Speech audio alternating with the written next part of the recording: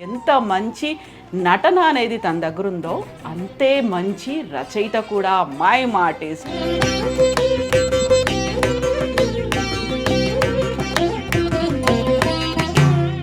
నటిని చేసుకుంటాను అన్నారు. అప్పటికే మీరు నటుడు అవుతామని ఫిక్స్ అయిపోయారా? నటిని ప్రత్యేకంగా నటిని కాదు కానీ జనరల్గా 25 ఏళ్ళ కుట్రాడికి ఉండే భావాలు కొన్ని ఉంటాయి కదా, పొడుగు జడు ఉండాలి. మీరు పెళ్లి టైంలో ముహూర్తాలు జాతకాలు చూసుకోలేదు, పిల్లలకు కూడా చూడలేదు అసలు? ఇంకా మా అక్కయ్య కూతురే నా వైఫ్. మా అక్క నా మీద డౌట్ కొద్దీ చూపించింది. నా కాన్సెప్ట్ ఏంటంటే రాజమండ్రిలో ఉన్నప్పటి నుంచి కూడా నేను నటుడిని, స్టేజ్ ఆర్టిస్ట్ని. నా 12 ఏళ్ళ నుంచి. ఈ బీజం ఎప్పుడు పడింది? యాక్చువల్గా చిన్నప్పుడే ఉందా మీకు? నేను నాటకాలు వేయాలి, నటుడు అవ్వాలి? నా 12 అంటే నేను స్టేజ్ ఎక్కానమ్మా. పల్లిపొడిచని పిన్సిప్ శ్రీరామూర్తి గారి నాటకము మా ఊర్లో. మరి మైమ్ అనేది ఎప్పుడు స్టార్ట్ చేశారు మీరు? అది థియేటర్ ఆర్ట్స్ చదువుతుంటే మేము రోజు ఏంటంటే క్లాస్ అయిపోయిన తర్వాత రవీంద్ర భారతిలో కూర్చుని నాటకాలు చూడాలి. ఓకే. ఒకసారి సినిమాల్లోకి ఎట్లా వచ్చారు అసలు? ఈ మైము ఎవరు చూసారు మిమ్మల్ని? ఎవరు తీసుకొచ్చారు? అంటే ఆ రోజుల్లో 40-50 ఏళ్ళ క్రితం ఈ వాట్సాప్లు అవి లేవు కదా. ఆర్జీవి అయితే ఒకసారి మా రసరంజన్లో ఆ రోజుల్లో ప్రతి సోమవారం నుంచి శుక్రవారం వరకు ప్రతిరోజు. ఇందులో జనార్దన్ రావు గారు తన బయోడేటా రాస్తూ పుట్టిన తేదీల్లో కొంచెం గందరగోళం, అందుకే జాతకం రాయించుకోలేదు, నమ్మను. 10 మంది పిల్లలు ఈ జాతకాలు రాయించడం అవి ఇవి అంత పట్టింపు ఉండేది.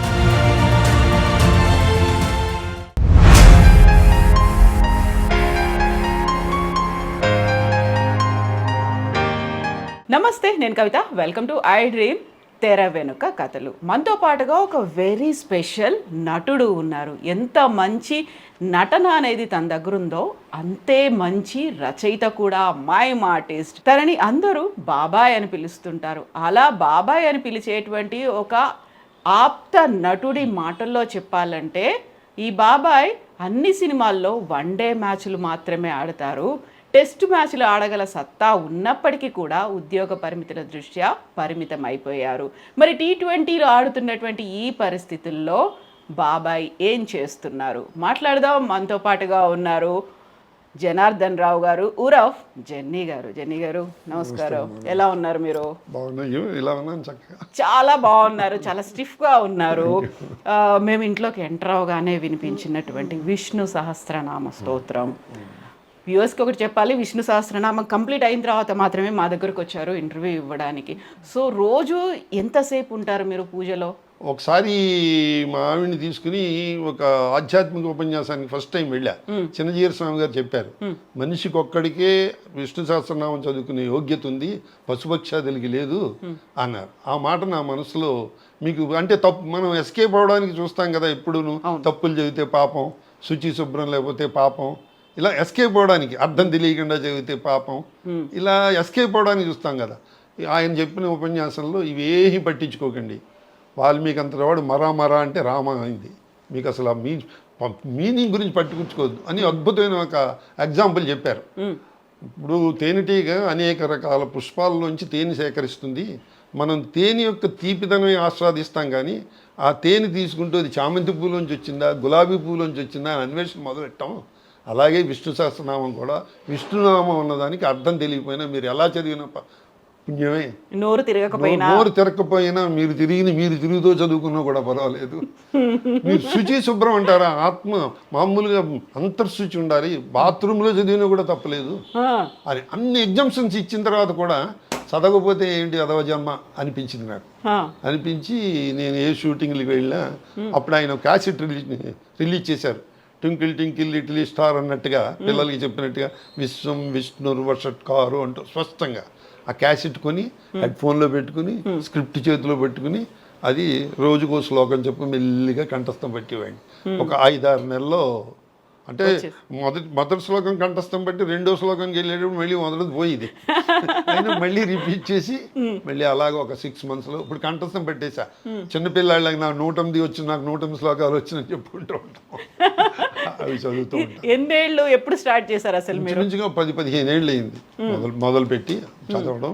కంఠస్థం బట్టి ఒక 5-6 నెలలు కంఠస్థం పెట్టాను. అప్పుడు చూడకుండా చదువుతా. బట్ ప్రొనౌన్సియేషన్కి నేను మా ఆవిడ విశ్వాస్ అని ఒక అసోసియేషన్ ఉంది మెడ్రాస్లో. వాళ్ళు 14 కంట్రీస్లో కొన్ని కోట్ల మందికి హౌ టు ప్రొనౌన్స్ అని నేర్పుతారు ఆన్లైన్లో. అది మీ ఇద్దరం దాంట్లో స్టూడెంట్స్గా చేరి తప్పులు లేకుండా జాగ్రత్తగా చదవడానికి అసలు స్పష్టంగా చదవడంలో కూడా షట్చక్రాలన్నీ యాక్టివేట్ అవుతాయి. ఒత్తులు పలికిన చోట ఒత్తులు గట్టిగా పలుకుతున్నప్పుడు వాక్శుద్ధి చాలా చక్కగా వస్తుంది. తర్వాత మనకి ఈ రోజుల్లో అంత కాంప్లికేటెడ్ అయ్యేలా ఎవరు రాయటం లేదనుకోండి. ఎన్టీ రామారావు టైంలో లాగా ప్రతి సింపుల్గా 2-3 వాక్యాల కంటే ఎక్కువ రాయటం లేదు డైలాగ్లో. ఇప్పుడు చాలా ఈజీగా ఉంటుంది, జ్ఞాపక శక్తి ఇంప్రూవ్ అవుతుంది. It's a very good exercise. Plus కనీసం ఆ 20 minutes కాన్సన్ట్రేషన్ దాని మీదే ఉంటుంది. దానికి మా యోగా గురువు గారు ఏం చెప్పారంటే ముద్రలు ఉన్నాయి, ఆ ముద్రలు పెట్టుకుంటూ చదవండి అని చెప్పి షట్చక్రాల మీద మీరు కాన్సన్ట్రేట్ చేయండి, ఆ 20 నిమిషాలు అద్భుతమైన కాన్సన్ట్రేషన్ వస్తుందన్న. అందుకని చదవడం మొదలెట్ట. ఇప్పుడు ఇద్దరూ కలిసి ఆన్లైన్ క్లాసుల్లో జాయిన్ అయ్యారు. ఎవరు ఫస్ట్ నేర్చుకున్నారు? ఎవరికి మొత్తం కంటత వచ్చు, మీకా మీ ఆవిడకా? మీరు లేనిపోని మా ఇంట్లో అలాంటి గొడవలు పెట్టకండి. మీరు ఎవరికి ముందు వచ్చిందంటే నాకు ముందు వచ్చిందని ఆవిడ వస్తుంది, దెబ్బలు ఆడుతుంది. నాకు ముందు వచ్చింది ఎవరికైనా ఇద్దరికి వచ్చింది. ఇద్దరు కలిసి చదువుతారు. సో పూజ ఎవరి పూజ వాళ్ళదే, ఎవరి దేవుడు వాళ్ళదే. మీ దేవుడు ఎవరు? నా దేవుడు ఆవిడే. అన్నం పెట్టేది ఆవిడే. ఆవిడ దేవుడు కూడా మీరేనా? అంతే. ఇంకా మరి పూజల కోసం సెపరేట్గా టైం పెట్టుకోవడం ఏం లేదు ఇంకా? అంటే మార్నింగ్ చేస్తాం, స్నానం చేసి ఇష్టం వచ్చినప్పుడు. మా ఆవిడ అంటుంది 12 అయిపోయింది, ఇప్పుడు దీపం వెలిగిస్తారేంటి, ఇప్పుడు వెలిగించకూడదు అంటుంది. మధ్యాహ్న దీపం అని చెప్తారు, అంతే కదా? సాధ్యమైనంత వరకు షూటింగ్ అది ఉంటే తొందరగా మార్నింగ్ని చేసేసుకుని వెళ్తాం. అయితే మీ బుక్స్ చదువుతున్నప్పుడు జెన్నీ గారు 2 బుక్స్ రాశారు. అమ్మకో అక్షరం అనేది ఒకటి, ఆ తర్వాత పోలాప్రగడ జనార్దన్ రావు కథలు అనేది ఒకటి. 2 బుక్స్ రాసినప్పుడు ఆ బుక్స్ నేను చదువుతున్నప్పుడు ఒక ఇంట్రెస్టింగ్ థింగ్ నాకు కనిపించింది. అది ఇమ్మీడియట్గా మిమ్మల్ని అడగాలనుకున్నాను. ఏజ్ ఎంత మీది? నిజం చెప్పినా అబద్ధం చెప్పిన. నిజమే. పాతాళ భైరవిలో ఎన్టీ రామారావు ఉంటాడు, నిజం చెప్పిన రాజకుమార్తో అంటూ ఉంటాడు. నిజం చెప్పినా అబద్ధం చెప్పిన. నిజమే కావాలి మాకు. నిజంగా అయితే 80 ఏళ్ళు, అబద్ధంగా అయితే డైరెక్టర్ మీ క్యారెక్టర్ని బట్టి మీ ఏజ్ ఎంత అండి అని అడిగితే క్యారెక్టర్ని బట్టి చెప్తూ ఉంటా. అప్పుడు మాకు 60 ఏళ్ళ వాడు కావాలండి అన్నారంటే 61 అండి అని చెప్తా. లేదండి 14 ఏళ్ళు అంటే 14 ఏళ్ళకి నేను షూట్ అవ్వనండి, మరి కనీసం ఒక 50 వేసుకోండి. అలా ఫ్లెక్సిబుల్ నా ఏజ్. ఆ ఫ్లెక్సిబుల్గా కూడా మీరు అలాగే ఉన్నారు, అంతే యాక్టివ్గా ఉన్నారు. రోజు ఏం తింటారు, ఏం చేస్తారు అసలు? అంటే నేను రోజు ఎక్సర్సైజ్ చేస్తానమ్మా. చాలా ఏళ్ళ నుంచి నేను యోగాసనాలు వేస్తాను. రోజు 45 minutes ఆసనాలు వేస్తాను. Because I'm a sports men. నేను షటిల్ ఆడేవాడిని, నేను నేషనల్స్కి ఆడాను. మా డిపార్ట్మెంటల్ కాంపిటీషన్ ఢిల్లీ, కలకత్తా వాటర్లో ఆడేవాడిని. మా ఈసీఎల్ కెప్టెన్ని. షటిల్ రెగ్యులర్గా 30-35 ఏళ్ళు షటిల్ ఆడాను. దాంతో ఆరోగ్యం కొంచెం అదృష్టం కొద్దీ కూడా దానికి తోడు కొంచెం లక్ జోడించి షుగరు బీపీ అవి రాలేదు. కొంత మా తల్లిదండ్రులు తర్వాత స్కూటర్ యాక్సిడెంట్ అయినప్పటి నుంచి ఇంకా షటిల్ మానేశాను చేసి యోగా సైడ్ కన్వర్ట్ అయ్యాను. ఏం తింటారు మరి రోజు? ఏంటి శాకాహారమే. ఇక్కడ కూడా ఎప్పుడు నాన్ వెజిటేరియన్ తిన్నాం, అప్పుడప్పుడు ఎగ్గేరియన్. అదేనా డాక్టర్ చెప్పాడు చేసి దాని మీద బాయిల్డ్ ఎగ్ తింటాను. అమ్మకి తెలుసా? మళ్ళీగా మా ఆవిడ ఎటు వచ్చి ఆ పెనం మీద తచ్చిన ముట్టుకొనివ్వదు. ఆవిడ పెనం వేరు, నా పెనం పొయ్యి అయితే వేరు కాదు, ఓన్లీ పెనమే వేరు. సో ఇంట్రెస్టింగ్ థింగ్ అన్నాను కదా, ఇందులో జనార్దన్ రావు గారు తన బయోడేటా రాస్తూ బర్త్డే ఇచ్చారు. 28 May 1945. బ్రాకెట్లలో పుట్టిన తేదీల్లో కొంచెం గందరగోళం, అందుకే జాతకం రాయించుకోలేదు, నమ్మను. అసలే నమ్మరా మీరు జాతకాలు? ఎందుకంటే మా అమ్మేమో, మాకు పెద్ద కుటుంబం మాది. నాకు 7 సిస్టర్స్, 3 బ్రదర్స్, 10 మంది పిల్లలకి జాతకాలు రాయించడం అవి ఇవి అంత పట్టింపు ఉండేది కాదు మా అమ్మకి. నా చిన్నతనంలో మా ఫాదర్ పోయారు, అందుకని ఆవిడ పాపం కుటుంబ పరిస్థితుల్లో జాతకాలు రాయించడం అవి ఇవి ఉండేది కాదు. ఎప్పుడైనా అంటే నేను పుట్టినరోజు ఎప్పుడమ్మా అంటే, మన ఇంట్లో గేదె నిందిరా అప్పుడు పుట్టావు. 2-3 గేదెలు ఉండేవి, ఏ గేదెలు తెలియదు. మా పెద్దకేమో లేదమ్మా నువ్వు తప్పు చెప్తున్నావు, అప్పుడు మన చెరువు గట్టు దగ్గర మర్రి చెట్టు కూలిపోయింది చూడు, వాన వచ్చి అప్పుడు పుట్టాడు వీడు అని. మా చిన్నకి నేను మీరు తప్పు చెప్తున్నారు, అది లేదు మన గోదావరి గండిపడింది చూసారా అప్పుడు పుట్టాడు వీడు. మా ఇంట్లో వాళ్ళందరూ నా పుట్టినరోజు గురించి కొట్టుకునేవారు, దాంతో నేను ఆ పుట్టినరోజు గురించి మర్చిపోయాను. కానీ అందాజగా అప్రాక్సిమేట్గా అందరిది కలిపి కన్సాలిడేట్ చేసి డివైడెడ్ మంచి రోజు చూసుకుని దాంట్లో పండిను. ఆ రోజు ఏమొచ్చింది మరి? దానికి కారణం కూడా బడుపారి రాధాకృష్ణ గారు అని చాలా గొప్ప ఆయన డెత్ డేట్ కూడా రాసుకున్నారు. ఆయన అంత గొప్ప జ్యోతి, అంత గొప్పవాడు బడుపాడి కామేశ్వరరావు గారు అబ్బాయి. ఆయన నేను ఒక ప్రోగ్రాంలో మేము ఇద్దరం గెస్టులుగా వెళ్ళాము, ఒక రూమ్ షేర్ చేసుకున్నాం. నేను ఇదే మాట ఆయనతో అంటే, అట్లా కాదండి మీ జాతకం డేట్ నేను చెప్తానండి, మీ చిన్నతనంలో జరిగిన ఇన్సిడెంట్స్ చెప్పండి అన్నాడు ఆయన. అంటే ఆశ్చర్యపోయింది. ఇవన్నీ నాకు నమ్మకం లేదండి, నమ్మకం వచ్చేలా నేను చెప్తానండి, నా డెత్ డే కూడా నేను రాసుకున్నాను, దాని ప్రకారమే పోయారు కూడా ఆయన, అంత పర్ఫెక్ట్. అంటే నా 10వ ఏట మా ఫాదర్ పోయారండి వేసి, నా 14 ఏటు 15 ఏటు వచ్చేటప్పటికల్లా నాకు టైఫాయిడ్ వచ్చిందండి, ఏవో అలాంటి చిన్న చిన్న ఇన్సిడెంట్ చెప్పాను. దాన్ని బట్టి ఆయన ఏవో లెక్కలేసి 28 మే అన్నారు. బాగానే ఉంది కానివ్వండి అన్న, నాదే పోయింది. బాగుంది. పెద్ద పుట్టినరోజులు అవి కూడా చేసుకోను నేను. అప్పటి నుంచి ఆ రోజు కూడా బర్త్డే సెలబ్రేట్ చేసుకోరు మీరు? చేసుకోను. అటు వచ్చి ఫ్రెండ్స్ వాళ్ళందరూ హ్యాపీ బర్త్డే అంటే కాదురా అని అనడం ఎందుకు, అందరికీ కథ చెప్పడం ఎందుకు, యాంకర్కి చెప్తాం కానీ కదా అందరికీ చెప్పాలి. ఇప్పుడు ప్రేక్షకులకు కూడా తెలిసిపోతుంది అందరికి. అయితే ఇప్పుడు మీరు పెళ్లి టైంలో ముహూర్తాలు జాతకాలు చూసుకోలేదు, పిల్లలకు కూడా చూడలేదు అసలు ఇంకా? అంటే మా అత్తగారు మా అక్కయ్య కూతురే నా వైఫ్, మా అక్క నా మీద డౌట్ కొద్దీ చూపించింది ఆవిడ. పోయినప్పుడు పుట్టావు అని చెప్పింది ఆ అక్కయ్యనా?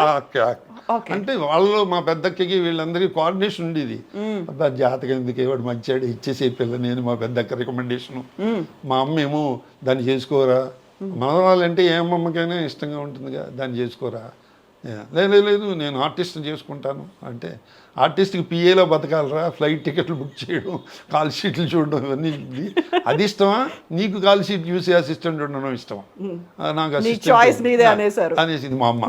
అంటే నాకు అసిస్టెంట్ ఉండడం ఇష్టం, అది బంగారు తల్లిరా. ఎవరికైనా అమ్మమ్మకి మనవరాలంటే ఇష్టం ఉంటుంది కదా అని చిన్న సెంటిమెంట్ టచ్ కూడా ఇచ్చింది అక్కడ. ఏంటంటే నువ్వు నా మనవరాలు కనుక చేసుకుంటే చచ్చిపోయే వరకు నీ దగ్గర ఉంటాను రా, అమ్మాయిల దగ్గర ఉన్నానండి. సెంటిమెంట్ డైలాగ్ వేసింది.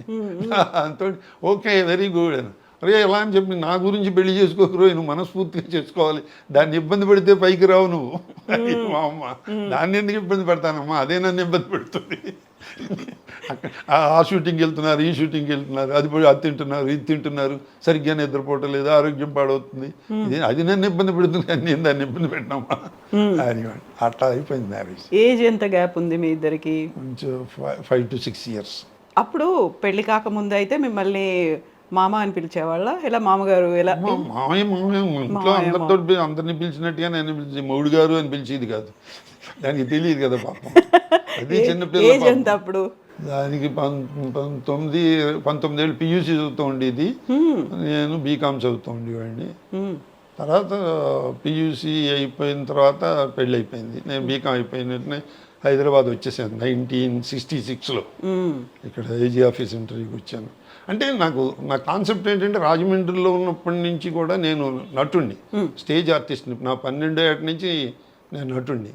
అక్కడున్న దర్శకులు వాళ్ళతోటి ఆ నాలెడ్జ్ని పెంచుకుందుకు లిమిటెడ్ సోర్సెస్ ఉండేవి రాజమండ్రిలో. అందుకని హైదరాబాద్లో అప్పుడు ఆంధ్రప్రభ వీక్లీలో మూసీ కినారే అని చెప్పి సాంస్కృతిక కార్యక్రమాల గురించి అద్భుతంగా రాసేవారు. అక్కడ Vidyanagar cultural association, famous association, Chatla Sriramulu గారు, JL నరసింహారావు గారు, వీళ్ళందరూ మహానుభావులు అందరూ ఉండేవారు.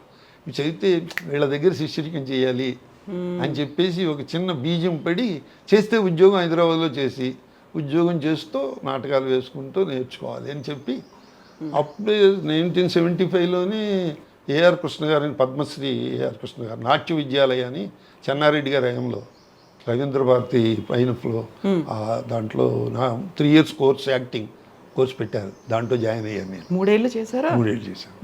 2 ఏళ్ళు ప్రాక్టికల్స్, 1 year థియరీ. అంటే ప్రతి రవీంద్ర భారతిలో ప్రతి నాటకం చూసి తీరి రాయాలన్నమాట.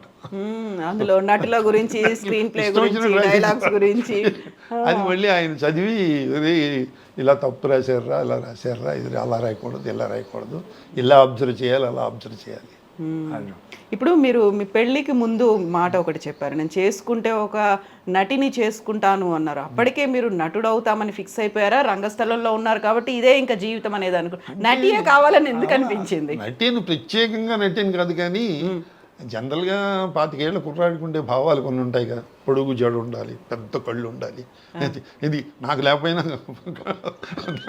జడ కాదు కళ్ళు లేకపోయినా వాళ్ళకు ఉండాలని కోరుకుంటాం కదా. వాళ్ళు అందంగా ఉండాలి, మనకు అందం లేకపోయినా వాళ్ళు అందంగా ఉండాలి, ఇలా రకరకాలుగా అనుకుంటాం కదా. అప్పుడు ఇలా అనుకునే లక్షణాలన్నీ డాన్సర్స్లోనూ నటులు కనపడేవి. అందుకని అనుకునేవాడిని అంతే తప్పితే. మన ఏదో డ్యాన్స్ కాలేజీకి ప్రైజ్ డిస్ట్రిబ్యూషన్ గెస్ట్గా వెళ్ళాను. వెళ్తే వాళ్ళు డ్యాన్స్ గురించి చెప్పండి అంటే నాకు డ్యాన్స్ రాదు, బట్ డాన్సర్ని చేసుకుందాం అని ఉండేది. ఆ కోరిక తీరకపోయినా మా ఆవిడ నా చేత డాన్స్ చేస్తూ ఉంటుంది ప్రతిరోజు చేస్తాను నేను. అంటే ఆ వయసులో అలా ఉంటాయి కదా మా భావాలు, మెచ్యూరిటీ ఉండదు. ఎందుకంటే అంటే సాంసారికపరమైన ఆలోచనలు ఉండవు. కంఫర్టబుల్గా వేళకు భోజనం, టిఫిన్ ఇవి ఉండి మన రొటీన్ లైఫ్కి అడ్డం రాకుండా ఉండాలి. అవును. సో మరి ఇక్కడికి హైదరాబాద్కి వచ్చిన తర్వాత ఉద్యోగము అనేది ఉంది, ఆ తర్వాత నాటకాలు వేసుకోవచ్చు, నటుడిగా కొనసాగొచ్చు అనేది ఈ బీజం ఎప్పుడు పడింది? యాక్చువల్గా చిన్నప్పుడే ఉందా మీకు నేను నాటకాలు వేయాలి, నటుడు అవ్వాలి? నా 12 అంటే నేను స్టేజ్ ఎక్కానమ్మా. పల్లిపొడిచని పిన్సిల్ శ్రీరామూర్తి గారి నాటకం. మా ఊర్లో మా అన్నయ్య ఫ్రెండ్ బొబ్బా నాగేశ్వరరావు ఉండేవాడు, నా తొలి గురువు అతనే. అది బాలనటుడిగా నన్ను స్టేజ్ ఎక్కించాడు. ఆ నాటకం మా ఊళ్ళో వేసాం. మా ఊళ్ళో వేస్తే ఓ సిచ్యువేషన్లో ఆ నాటకంలో మా నాన్నని అరెస్ట్ చేసి జైల్లో పెడతారు. మా అక్క హీరోయిన్ అనమాట. మా అక్క నేను పాట పాడుతూ అడుక్కుంటాం అనమాట స్టేజ్ మీద. అడుక్కుంటే పాపం వాళ్ళందరూ కూడా పల్లెటూరు కదా, ఎప్పుడు 60 ఏళ్ల క్రితం కథ చెప్తున్నాను నేను. వాళ్ళందరూ వచ్చి డబ్బులు వేశారు. మా అమ్మ చచ్చేలా తిట్టింది, స్టేజ్ మీద అడుక్కుతుంటావు ఇట్రా. అడుక్కోవడం కాదమ్మా, అది కథలో డైరెక్టర్ నటించామంతే అని. మా ప్రెసిడెంట్ గారు ఉప్పెర్ల లక్ష్మీనారాయణ గారు ఉండేవారు. ఆయన నా నటన చూసి ఆయన కళ్ళమ్మ నీళ్లు పెట్టుకుని పాలేని ఇంటికి పంపించి వెండి గ్లాస్ తెప్పించి నాకు చదివించారు. అయితే ఇలా డబ్బులు వచ్చాయి, తప్పట్లు వచ్చాయి, వెండి గ్లాసులు వచ్చాయి, ఇది బాగానే ఉందిరా అనుకున్నాను. కాబట్టి నటన చేస్తే ఇన్ని వస్తాయి అన్నమాట. అల్లరి చేస్తే దెబ్బలు వస్తాయి, చేస్తే నటన చేస్తే చప్పట్లు వస్తాయి అని చిన్న బీజం అక్కడే పడింది. అక్కడ పడితే తర్వాత పిన్సిల్ శ్రీరామూర్తి గారి నాటికలన్నింటిలో మా ఫ్రెండ్ ఆయన మా డైరెక్టర్ వేయించేవాడు. ఉత్తమ బాలనటుడు అవార్డులకు వస్తూ ఉండేవి. అంటే బాలనటులు ఎక్కువ మంది ఉండేవారు కాదు. చేస్తే ఆ రోజుల్లో సినిమాల్లో కూడా బాలనటుడి మీద బేస్ చేసుకుని సినిమాలు వచ్చేవి. మా గోపి, వదిన గారి గాజులు, ఇలాంటి సినిమాలు. అవన్నీ చూస్తూ వాడికంటే నేను బాగా యాక్ట్ చేస్తాను, అది వాడికి ఇచ్చారేంటి వేషం అనుకుంటామండి. తెలియని అజ్ఞానం కదా. ప్లస్ నాకు ఇచ్చిన కప్పులు పుచ్చుకుని మెడ్రాస్ వెళ్ళిపోదాం అనుకునేవాడిని. ఇవన్నీ చూపిస్తే వచ్చేస్తే రెడ్ కార్పెట్ వెల్కమ్ అని చెప్పి మా అమ్మతో చెప్పి, అమ్మ నాకు మెడ్రాస్ పారిపోవాలంటుందమ్మా, కానీ భయం వేస్తుంది, ఎలా వెళ్ళాలో పారిపోవాలనేది చెప్పేశారు అమ్మకి. మా అమ్మ చాలా క్లోజ్. ఎందుకంటే మా ఫాదర్ పోయిన తర్వాత మా అన్నయ్యలు, మా అక్కయ్యలు వాళ్ళు అత్తారింటికి వెళ్ళడం, చదువుకోవడం ఇవన్నీ ఉంటే మా అమ్మకి అటాచ్డ్ నేనే, బాగా అటాచ్డ్. ఎందుకంటే ఫైనాన్షియల్ మ్యాటర్స్ అంటే బ్యాంకుకి మా అమ్మని ఒంటిద్దు బండిలో అటు కత్తును ఇటు కత్తును కట్టి బ్యాంకుకి తీసుకెళ్ళి బ్యాంకు దొడ్డు గుమ్మల్లో బండి ఆఫ్ చేసి ఆ రిజిస్టర్ అవి తీసుకొచ్చి సంతకాలు పెట్టించి మా అమ్మ చేత చేసేవాడిని. మొత్తం పరదాల్లాగా కట్టేసి తీసుకెళ్ళేవాళ్ళ. అంత కోఆర్డినేషన్ మా అమ్మ, అంత బ్యూటిఫుల్ ఫైనాన్షియల్ అడ్మినిస్ట్రేషన్ కూడా చేసేది. ఇంతమంది పిల్లల్ని ఇప్పుడంటే ఇప్పుడు 7 4 అక్కయ్యలు, 3 చెల్లాయిలు, 2 అన్నయ్యలు. అందులో ఇప్పుడు సాఫ్ట్వేర్ కంపెనీలో పనిచేసేవాడే లక్షల జీతం. మా అమ్మకి అంత జీతం లేదు కదా, మా నాన్న లేడు. అంతమందిని పెంచిందంటే ఆవిడ మన్మోహన్ సింగ్ కంటే గొప్పది అనిపిస్తుంది నాకు ఫైనాన్షియల్ మ్యాటర్లో. నిర్మలా సీతారాం కంటే గొప్పది అనిపిస్తుంది మా అమ్మ. నిజమే కదా, నిజంగా ఇంతమందిని పెంచింది. అన్ని లెక్కలు వేసుకుంటూ మళ్ళీ వాళ్ళకి పెళ్ళిళ్ళు చేయాలి, ఇవన్నీ కూడా ఉన్నాయి, చదివించాలి. అందరినీ పోస్ట్ గ్రాడ్యుయేషన్ చేయించింది, అందరినీ చదివించింది. మా పెద్దక్క మెడ్రాస్లో ఉండేది, మా బావగారు ఇంగ్లీష్లో ఇచ్చారు మెడ్రాస్లో. మాలతీ చందూరుతో కథలు రాసేది మా అక్క ఆ రోజుల్లో, చందమామల వాటిలో. మా అక్కే నాకు ఆ, రచన విషయంలో తొలి గురువు. ఎందుకంటే ఆ రోజుల్లో ఆడపిల్లలు లైబ్రరీకి వెళ్ళేవారు కాదు. ఏవో చీటీ రాసే ధనపుడి సులోచన నవల, మాదిరెడ్డి సులోచన నవల ఇలా అని రాసి తెప్పించుకునేవారు. నేను వెళ్ళి తెచ్చేవాడిని.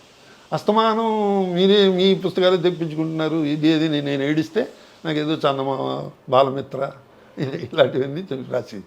అది పక్కన కూర్చొని చదివించేది, గట్టిగా పైకి చదివని. ఒత్తులు పెట్టాల్సిన చోటు ఒత్తులు పెట్టకపోతే ముట్టికాయ ముట్టేది. ఇక్కడ ఒత్తుందిరా, ట్రస్ట్ చేయాలిరా చేసి అక్కడ కామా పెట్టాడు, కాసేపు ఆగాలి, ఫుల్ స్టాప్ పెట్టాడు, ఇంకొంచెం ఆగాలి అంటే అది మాడ్యులేషన్ కూడా నాకు తెలియదు. అంత చక్కగా చదివించేది. ప్రొనౌన్సియేషన్ మిస్టేక్స్ ఉంటే సెటరేట్ చేసేది. అంత తర్వాత ఇంకోటి ఏంటంటే నాకు తర్వాత ఆ రోజుల్లో భారతి, ఆంధ్రపత్రిక అవన్నీ వచ్చేవి. అవన్నీ చదువుతూ ఉండేవారు వాళ్ళు. నేను పోటీపడి చదువుతూ ఉండేవాడు వాళ్ళతోటి.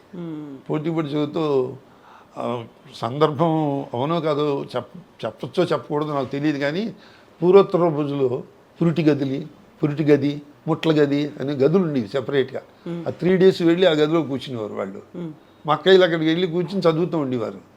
ప్రభ వస్తే మా ఇంట్లో అందరూ దెబ్బలాడుకుంటూ ఉండేవారు. ఆంధ్రప్రభ వస్తే నేను 10-12 ఏళ్ళ కుర్రాడిని కాబట్టి ఆ ప్రభ ఏం చేసేవాడిని, మా పెద్దక్కయ్య గదిలోకి విసిరేసేవాడిని. ఇంకెవరు వెళ్ళరు కదా ఆ గదిలోకి, నేను ఒక్కడనే వెళ్ళగలను. అక్కడికి వెళ్ళి చదువుకొచ్చినాము. ముట్ల గదిలోకి ఎవరు రారు కదా, మా అమ్మ స్నానం చేస్తే కానీ బయటికి రానివ్వదు. అట్లా ఆ పుస్తకాలు విపరీతంగా చదవడం అలవాటైపోయింది. తర్వాత ఇంకొక బేస్ కూడా పడింది అక్కడ. అదేంటంటే మా ఊళ్ళో నవ్య సాహిత్య సమితి అని పౌరంగి దక్షిణామూర్తి గారు, ఉషశ్రీ గారని ఆల్ ఇండియా రేడియోలో వర్క్ చేసేవారు. ఉషశ్రీ గారు, తర్వాత మన పౌరంగి దక్షిణామూర్తి గారు, తర్వాత వీళ్ళు కనకప్రవాసి, చావర్తి కనకప్రవాసి, పోలాపరెడ్డి సత్యనారాయణమూర్తి గారు, మా బాబాయ్ గారు, వీళ్ళందరూ కలిసి ఒక అసోసియేషన్ సాహితీ సమితిలో పెట్టి రోజు వాళ్ళు రాసిన కథలు అవి గురించి చెరువుగట్టు దగ్గర సోఫాలు డిస్కషన్ ఉండేది. మేము బ్యాడ్మింటన్ ఆడుకుంటూ ఉండేవాళ్ళం. ఎందుకంటే ఆ చెరువులో స్నానాలు చేస్తే మాకు తెలిసిన వాళ్ళు అప్పుడు నన్నయ్య, తెక్కన, ఎర్రాపరగడ తప్పితే ఎవరు రే నన్నయ్య రే ఎర్రాపరగడ అని వాళ్ళ పేర్లు పెట్టేవాళ్ళు. అంటే అప్పుడు మమ్మల్ని పిలిచి పేర్లు పెట్టడం కాదు, దమ్ముంటే కథ రాయాలి, కథ చదవాలి, దమ్ముంటే కథను అర్థం చేసుకోవాలి అని వాళ్ళు మమ్మల్ని ప్రొవోక్ చేశారు. అయితే నేను నా 12 ఏటో 13 ఏటో ఫస్ట్ కథ రాసి నేను ఎందుకు రాయలేనని చెప్పి మనాడు తీసుకెళ్ళాడు, మామూలుగా కొట్టా. చూడండి కథ రాశానని. పక్క నవ్వుకున్నారు. చిన్నపిల్లాడి కథ రాస్తా, ఏదో మా ఇంట్లో ఎలకేదో వచ్చి దానిలో గొడవ చేసింది, దొంగడు అనుకుని మా అమ్మ నేను భయపడినట్టుగా రాసాం ఏదో కథ. చేతి వాళ్ళు నవ్వుకుని కథ రాయడం ఇదే పద్ధతి, కానీ కథ రాసే ముందు బాగా కథలు చదవాలి, నువ్వు ఇవి చదువు అవి చదువు అని వాళ్ళు బేస్ అక్కడ వేశారు. నటనలోనేమో మా బొబ్బా నాగేశ్వరరావు వేశాడు. ప్లస్ మా అమ్మ చెప్తూ ఉండేది అనమాట, ఇప్పుడు నువ్వు ఈ కప్పు పుచ్చుకుని మెడ్రాస్ వెళ్ళిపోతే నీకు వేషాలు ఇవ్వరా, అక్కడ నీలాంటి వాళ్ళు ఆల్ ఇండియా లెవెల్లో 1000 మంది ఉంటారు, ఉత్తమ నటులు, బాలనటులు ఉంటారు. వాళ్ళందరిలోకి నువ్వు బాగా చేస్తున్నావు అనిపించుకోవాలంటే ముందర నేర్చుకోవాలి, నటన నేర్చుకోవాలి. 4 ఊళ్ళలో నువ్వు బెస్ట్ యాక్టర్ వచ్చినంత మాత్రాన నీకు ఎవరు కాంపిటీషన్ లేదు కాబట్టి బెస్ట్ యాక్టర్ వచ్చావు అని ఇంకో బేస్ కూడా వేసింది మా అమ్మ.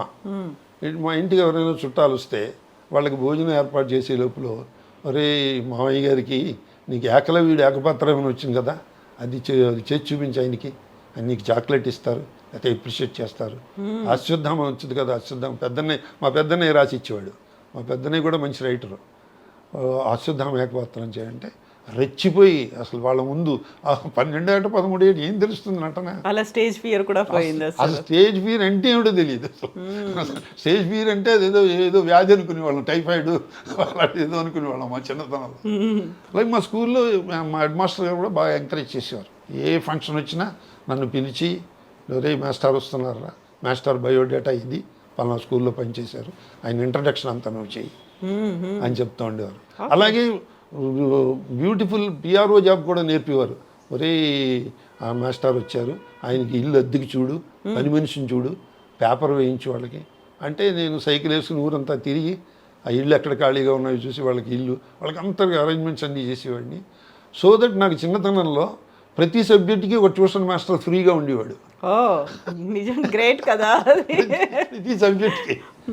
అంటే బేస్ అనమాట. ఇంతకీ చెప్పొచ్చేమాట ఏంటంటే, అట్లా మాకు తెలియకుండానే పిఆర్ఓ జాబ్ అది లైఫ్లో ఎంతో ఉపయోగపడింది అసలు.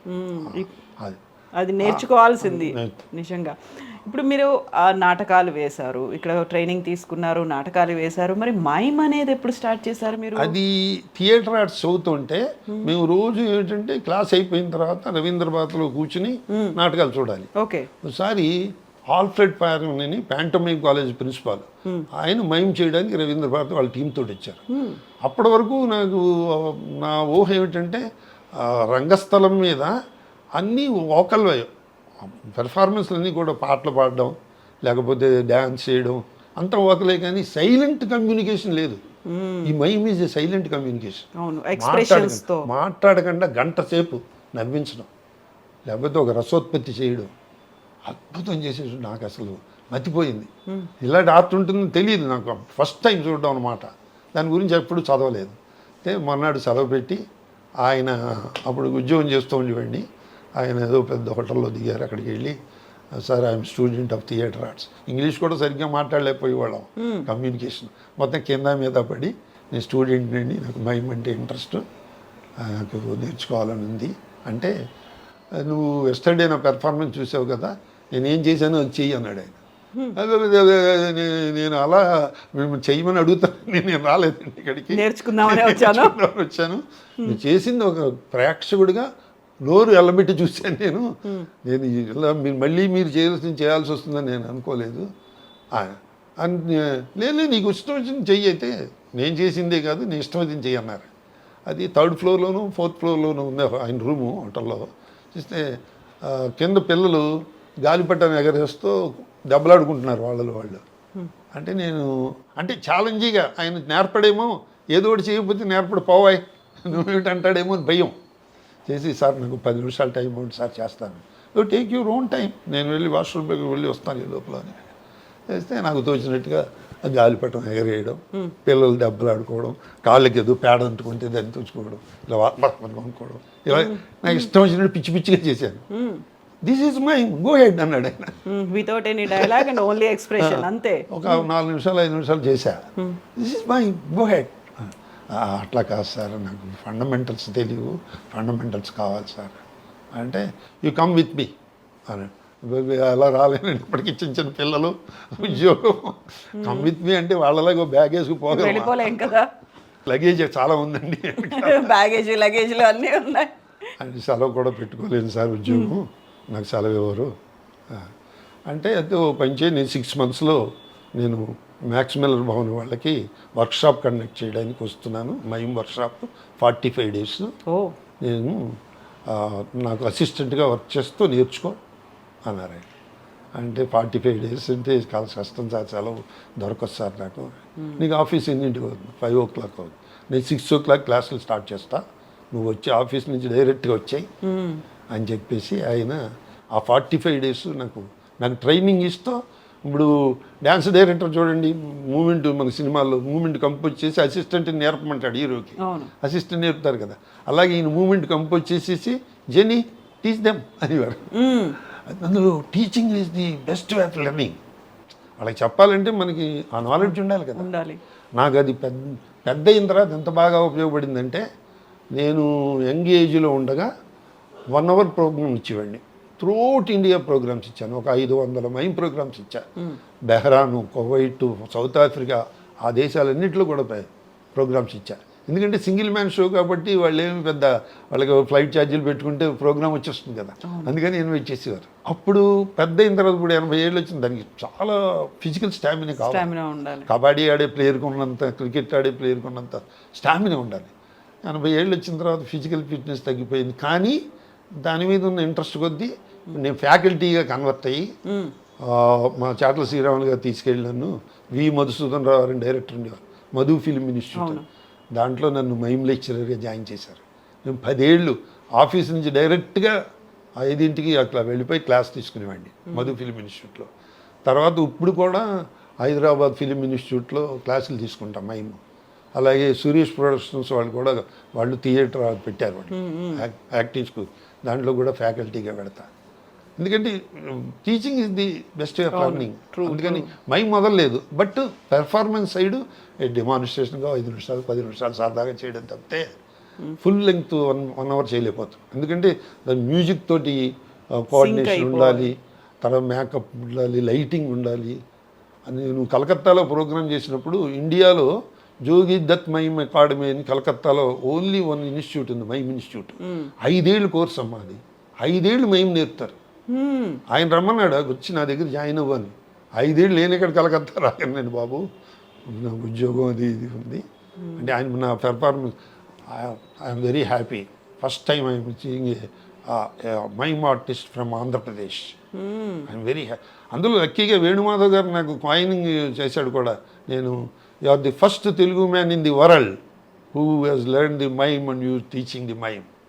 సరే ఎవడైనా ఉన్నాడేమో లేనిపోయిన గొడవలండి, ఎందుకండి ఎవ్వడు లేడు నాకు తెలిసినంత నువ్వే ఫిక్స్ అయిపోయారు. ఇంకా అలాగే నాకు Giani Zail Singh president of India ఎదురుగుండా నాకు మైమ్ ప్రోగ్రామ్ ఇచ్చే I'm the first person president of India. Mime వల్ల నాకు అవకాశం వచ్చింది. True true. అయినా ఇప్పుడు మీరు ఇతర మైమ్ కళాకారులను తయారు చేస్తున్నారు కదా. చేస్తున్నాం. తర్వాత బ్రహ్మాండం తయారు. ఇప్పుడు మైమ్ మధు అని చెప్పి